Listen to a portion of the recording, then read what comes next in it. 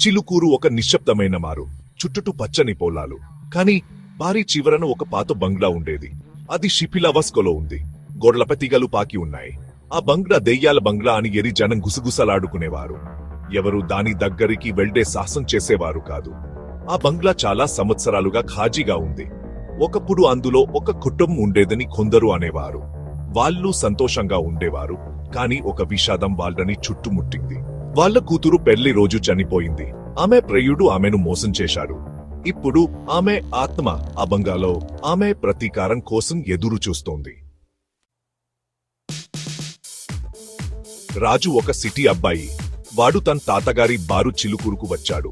దెయ్యాల్ బంగ్లా కప్లను వాడు నమ్మలేదు. దెయ్యాలు వాడు నమ్మడు. ఒకరోజు రాత్రి బరిలో కొంతమంది అబ్బాయిలు వాడికి సాహసం చేసే ఛాలెంజ్ విసిరారు.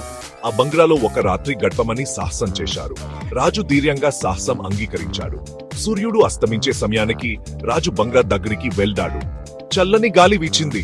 బంగ్లా అతన్ని చూస్తున్నట్లు అనిపించింది. ఆ భావనను పట్టించుకోకుండా రాజు ముందుకు నడిచాడు. తలుపులు చప్పున తెరుచుకున్నాయి. లోపలికి రమ్మన్నట్లు. రాజు లోపలికి అడుగు పెట్టాడు. బంగ్లా చీకటిగా దుమ్ముతో నిండి ఉంది. అన్ని మూలల్లోనూ సాలెగుంట్లు వేలాడుతున్నాయి. గాలి బరువుగా ఉంది. కుటరిన వాసన వస్తోంది. రాజు దీపం వెలిగించడానికి ప్రయత్నించాడు. కాని అది వెలగలేదు. చీకట్లోకి వెళ్లిపోయాడు. అకస్మాత్తుగా వాడికిక శబ్దం వినిపించింది. ఎవరో ఏడుస్తున్నట్లుగా ఉంది. రాజు ఆ శబ్దం వైపుడిచాడు. అది వాడిని హాలు చివరననున్న గదికి తీసుకెళ్లింది. ఏడుపు ఇప్పుడు బిగ్గరగా వినిపించింది. వాడు తలుపు తోశాడు. గది గాలిగా ఉంది. కాని నేలపై వాటిని చూశాడు. రక్తమాకలు. అవి పాతవి. కాని వాడి వెన్నులో వణుకు పుట్టించాయి. భాగం 4 పెళ్లి కూతురు ప్రతీకారం. రాజు భయంతో వెనక్కి తగ్గాడు. అక్కడి నుండి వెళ్లిపోవాలనుకున్నాడు. కాని ఏదో అతన్ని అక్కడే ఉంచింది. నేలపై ఒక ఫోటో పడి ఉండటం గమనించాడు. దాన్ని తీసుకొని దుమ్ము దులిపాడు. అది ఒక పెళ్లి ఫోటో. పెళ్లి కొడుకు అందంగా ఉన్నాడు. కాని అతని కట్టలో ఒక భయంకరమైన పరిచయం ఉంది. అతను రాజులాగే కనిపించాడు. అకస్మాత్తుగా చల్లని గాలి గదిలో వీచింది. దీపం ఆరిపోయింది. చీకట్లోకి వెళ్లిపోయాడు. అప్పుడు ఆమెను చూశాడు. ఒక స్త్రీ తెల్లటి దుస్తుల్లో. ఆమె ముఖం పాలిపోయి ఉంది. కళ్ళు రుదప్ మరియు కోపంతో నిండి ఉన్నాయి. ఆమె ఫోటోలో ఉన్న పెళ్లి కూతురు. ఆమె తన చేతిని అతని వైపు లేపింది. ఆమె స్పర్ చల్లగా ఉంది. రాజు అరిచాడు.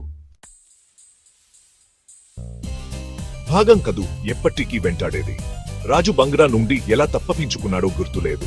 రాత్రంతా పరిగెత్తాడు. పెళ్లి కూతురు దువంతో నిండిన కళ్ళు అతని జ్ఞాపకంలో కాలిపోయాయి. మరుసటి రోజు ఉదయం ఎరు వదిలి వెళ్లిపోయాడు. తిరిగి చూడలేదు. కాని ఆ వెంటాడుతున్నది అతన్ని వదలలేదు. ప్రతి రాత్రి అతని కిటికీ వెలుపల పెళ్లి సంగీతం హమ్ ఫెయింటుగా వినిపిస్తుంది. ఆమె ఇంకా ఎదురు చూస్తోందని అతనికి తెలుసు. అతని కోసం ఎదురు చూస్తోంది. చిలుకూరులోని దెయ్యాల బంగ్లా ఇప్పటికీ ఉంది. పెళ్లి కూతురు ప్రతీకార స్ఫూర్తికి గుర్తుగా.